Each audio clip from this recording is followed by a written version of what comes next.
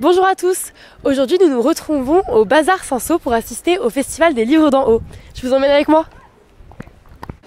Nous nous retrouvons sur les lieux du festival où de nombreux auteurs sont venus nous présenter leurs livres ainsi que les combats qui y sont liés. Dans un instant, après la session de rencontre entre lecteurs et auteurs, nous aurons l'opportunité d'assister à une conférence portant sur les dominations masculines et sur le fait d'y résister.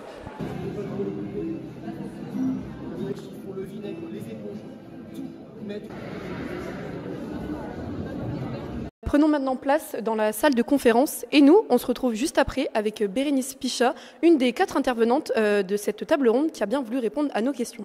Alors, je m'appelle Bérénice Pichat, je suis originaire du Havre, je suis enseignante et j'écris depuis toujours, mais je publie des livres depuis 5 ans. Et La Petite Bonne est mon premier roman national. Quand mes personnages se présentent à moi, ils arrivent avec leur nom, leur prénom de façon intuitive. Et quand La Petite Bonne est apparue, je ne lui ai pas trouvé de nom. Ça ne m'a pas gênée dans l'écriture, donc je suis restée là-dessus. Et effectivement, elle représente un peu tous ces personnages invisibles, ignorés de la société de l'époque et aussi de la société actuelle. Dans La Petite Bonne, on est dans les années 30 et les dominations masculines, elles sont de plusieurs ordres en fait dans l'histoire. Y a déjà le poids de la société et du patriarcat d'une façon générale dans la société des années 30.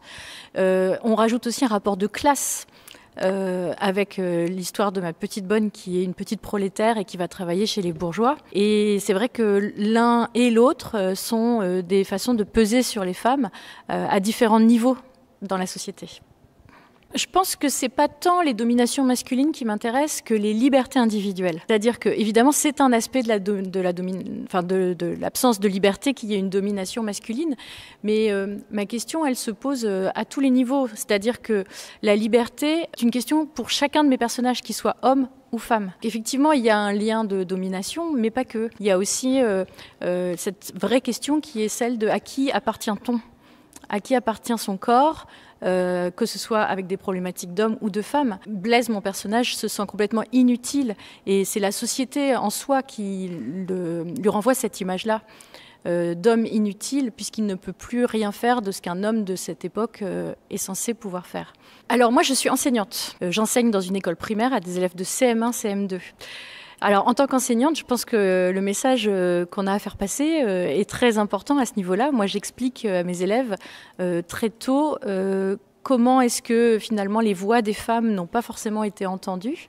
Et j'insiste avec eux sur le parcours de certaines femmes dans l'histoire de France, mais aussi dans l'histoire mondiale. On travaille les voix de ces femmes qu'on n'a pas forcément l'habitude d'enseigner. Et puis, je pense qu'en tant qu'autrice, je peux être aussi un exemple pour pas mal de petites filles, mais aussi de petits garçons, pour leur dire que finalement, qui qu'on soit, il faut croire en ses rêves et ça finit par fonctionner.